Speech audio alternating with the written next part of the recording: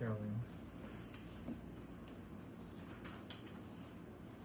Okay, so we will start with the interview, no? So for the first segment, so this segment examines how your campaign presents itself to the public, and you will be shown one of your official campaign materials and asked to respond. You will have 30 seconds to prepare and 30 seconds to answer. So your response will begin automatically. So here is the campaign material. So you will be given 30 seconds.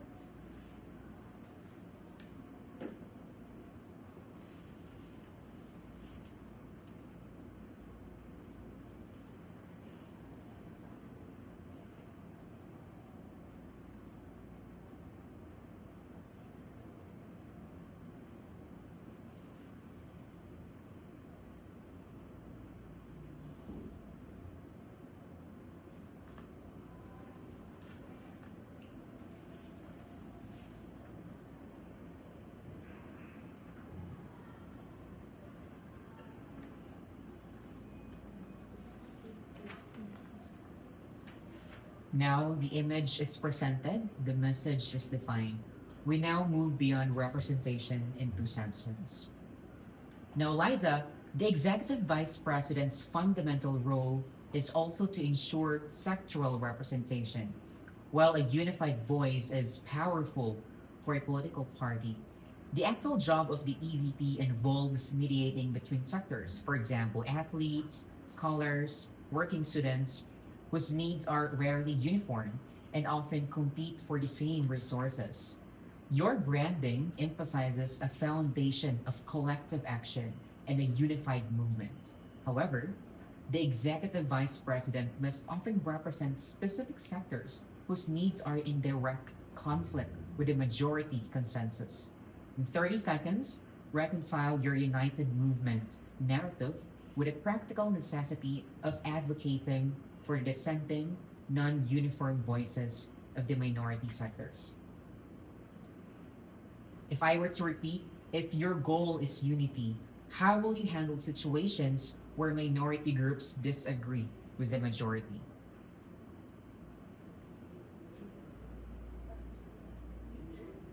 I think this is why by united we mean that we will centralize the kanang mga dungog ang pagdungog sa mga estudyante dili kay one-sided ni dili kay kanira among tan-awon nga sector. By united we mean nga tanan nga sector amo ang isa-isahon, and if naay isa ka sector nga dili mag-agree sa amo ang platform, if i-try na mo pa-understand sa ila nga we are doing this for the benefit of all the students, not just for a sector or not to degrade another sector or the minority sector. So, okay. So for segment 2,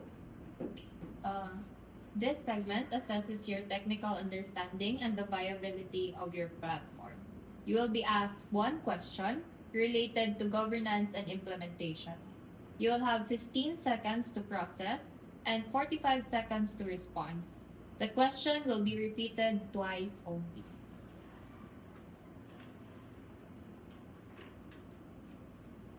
So I will be also reading the question. According to Article 3, Section 1 of the SBMSE Charter, all bona fide undergraduate students of Xavier University Ateneo de Cagayan currently enrolled in the School of Business and Management are members of the School of Business and Management Student Council. According to Article 3, Section 4, a constituent shall have the right to information. Thus, even non-staff and non-officer SBM students have the right to access important and unreleased documents of the Council, whether the Council deems them confidential or not. Is it fact or fake?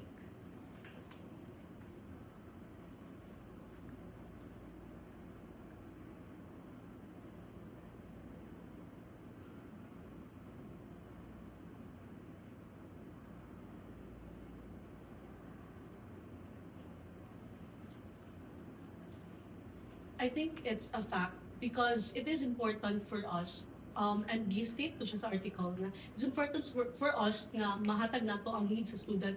Well, mahatag nato unsay nakahitabo sulod sa ato ang council kay it is important para sa accountability na pod and for transparency na pod kay para makita sa student asa unsa ang mga project gina-implement, asa mapadulong ang mga kwarta, asa ang mga kailangan ma-provide nato ang ilang kailangan or gusto nila makita. And also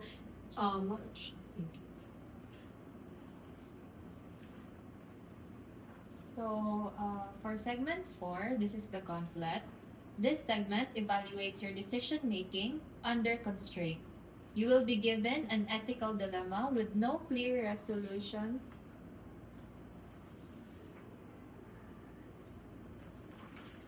So I think we still have 2 questions for the segment. Segment 3.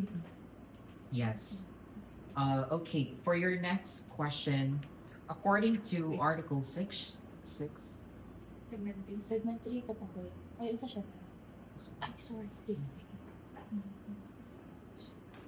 yes, so again, according to Article 6, Section 1.2, the Vice President shall exercise powers and duties of the President during their absence, removal, resignation, incapacity, or death. Now, in the scenario that the President is incapacitated or unable to fulfill their duties, what is your immediate plan of action to ensure the Council and its operations integrity? 15 seconds.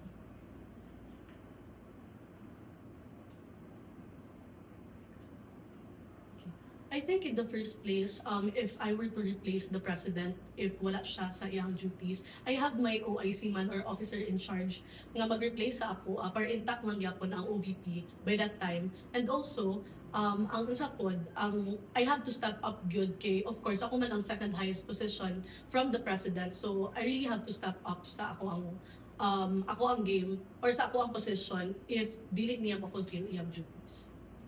Okay. Thank you for that, Liza. Now, this will be the last question for this segment. Legislate is one of the pillars of your platform, Pag-alima, and it is exemplified in your listed plans, such as SBM Congress, Legislasting, and Legis Report, which focus on training, streamlining, and optimizing the legislative function of the SBM-SE. With that said, what existing flaws in the current administration's Office of the Vice President and other legislative bodies prompted the creation of these platforms? And how do you think they can bridge the gap between the deficiency and your standard of legislation? Again, let me repeat. What problems in the current system made you create your legislative plans, and how will they fix those issues? Thank you. I think this platform of us wasn't rooted because of the wrongdoings of the previous administration, but rather our form of improvement siguro sa ilahang mga nabuhat na and unsa pa ang among need ma-improve in our administration. So I think it is rooted sa kanang amo ang agenda pod nga makighalubilo sa amo ang mga different sectors sa SBM kay para mapadungog na mo ang unsa ilang mga needs, unsa ang policies nga among ihatag sa ila, and unsa pa ang among further mahatag pa sa ila nga need pa improve nga nahatag sa previous administration. So we will proceed to segment 3, the polls. This segment reflects student sentiment. You will select one concern at random, read it aloud, and respond. You will have 30 seconds to prepare and 60 seconds to answer. Your response should address the concern directly.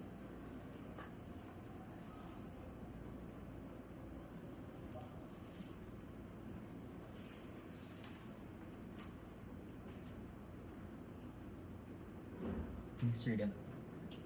With the transition to the MasterSoft system for the enrollment process, there have been reported cases where students are being forced to enroll in sections or blocks that are not aligned with their official programs blocks for certain subjects, despite some programs having a strict no-cross blocking policy.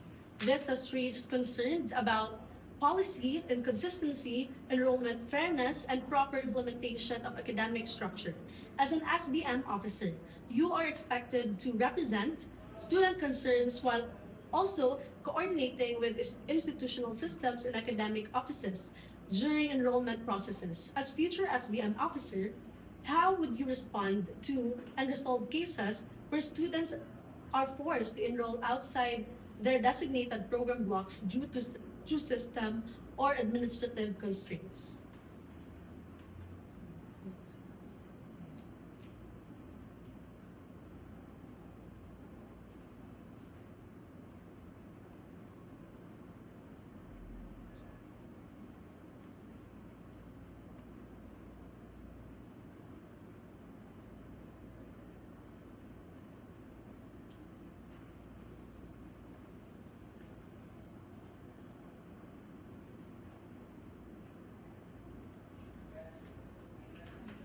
So, I myself, kinaka-experience po ko ani nga problem, no? And it's really a relevant nga problem, first and foremost. And one of the ways nga I think is ma-resolve nga issue is that to communicate with the admin kung pwede ba maka-open og another block para sa kanang para ma-accommodate kay dili naman pud gud siya gikan sa other section ang ga need ani nga mga subjects na po yung mga retakers man god. So, feeling na po, need og another block para ma-accommodate ang katong mga shifties or mga kanang mag-take og block and requirements sa ilahang prospectus kay para ma-accommodate po sila and dili need mag-cross-blocking sa other blocks. So, mo to siya. And need po siya i-accommodate for further nga study sa admin kung unsa akong masuggest and maghatag og suggestion po para ma-resolve po natin siya nga issues one by one or as both admin and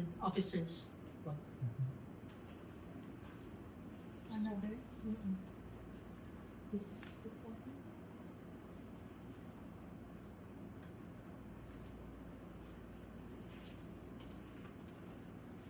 The Aviation Management Program, as a newly established program, currently lacks a formal student organization, resulting in limited representation in key academic and student governance processes such as enrollment, coordination, information dissemination, and initiative planning. At present, their concerns and initiatives are temporarily handled under the supervision of the SBMSC, which, while helpful, has also raised concerns about added administrative burden and the absence of constructed autonomy for the program itself. With more new programs expected to be introduced under SBM in the coming years, this situation may become more common if no clear framework is established. What concrete plan will you implement to ensure that newly created academic programs are not left without proper student representation?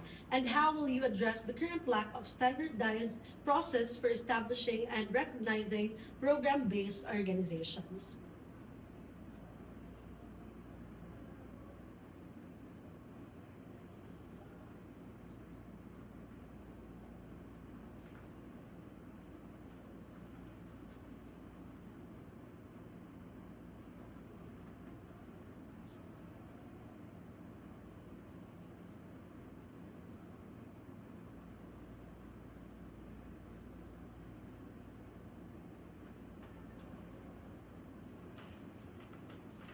Okay, first and foremost, I would like to acknowledge po the efforts sa current administration nga ilan yung ginaguide ang ang mga officers or sa atong aviation management since ay pa sila ga-establish sa ilahang organizations karon. And I think one of the solutions nga akong makita ani is that before the establishment or before the school year starts, kay naagid tay proper nga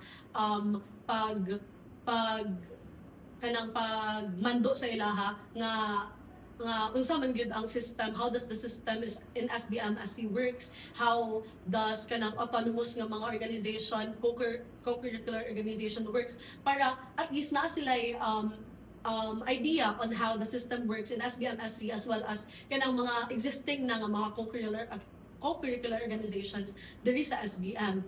And by that, dira na dahil nato sila mag-guide og hinay-hinay para ma-establish nila ilang own. So I think the most ano gyud kay dili man sad siya inana gyud siguro ka burden gyud kayo sa SBMSC. Mhm. Thank you. So for segment 4, this segment evaluates your decision making under constraint.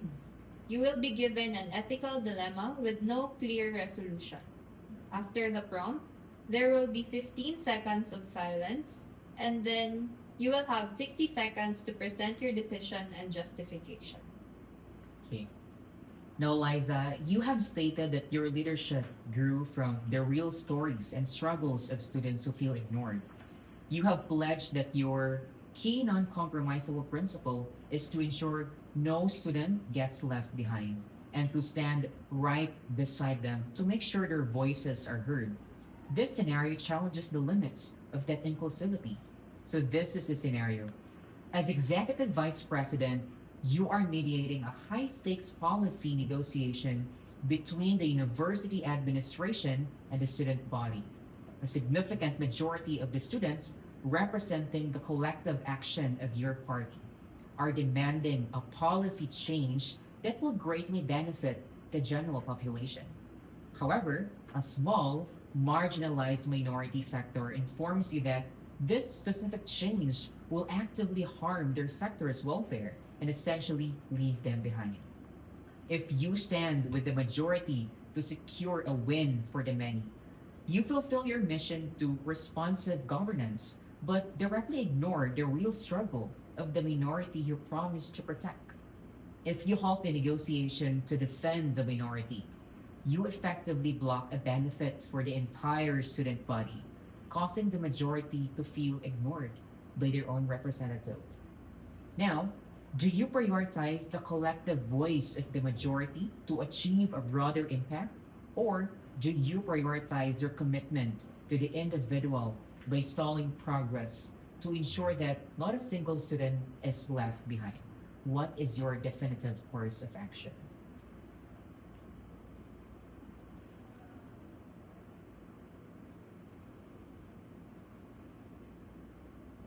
So if I were to repeat, let's say if helping the majority harms a small group, what will you choose? Is it to help the majority or protect the minority? What will you do, Liza? Okay, so I don't think we have to choose between the two because I think it will go hand in hand. And I don't think I would sign or I would push for a policy that would affect the minority and would only benefit the majority. So I think dili ko mag-choose between them, but I would, in the first place, not push for a policy that would affect the minority negatively. So I would not choose between the two. Thank you. Thank you for that. Okay, so for segment 5, this is your final statement, and you will be asked one question, identical for all candidates. After a brief pause, you will have 30 seconds to respond, and your answer will conclude the segment. So this is your final question. When the title is gone, what remains of your service? Or what will remain of your service after your term ends, Liza? Or what do you want people to remember about you after your term?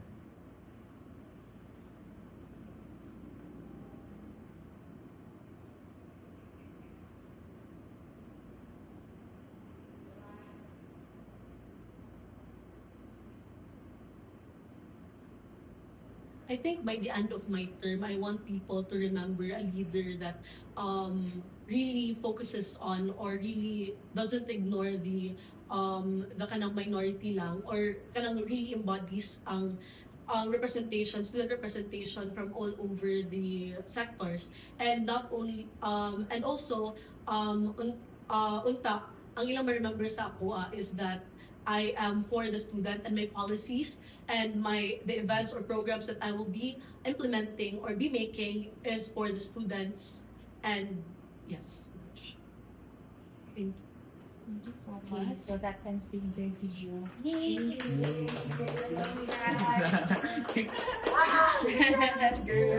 Did great. Nakaya na, Jod. Wala na kanaptan ng ano, 2:30, 3:30. Kasi ni oras? Ay, 3 na. How was it?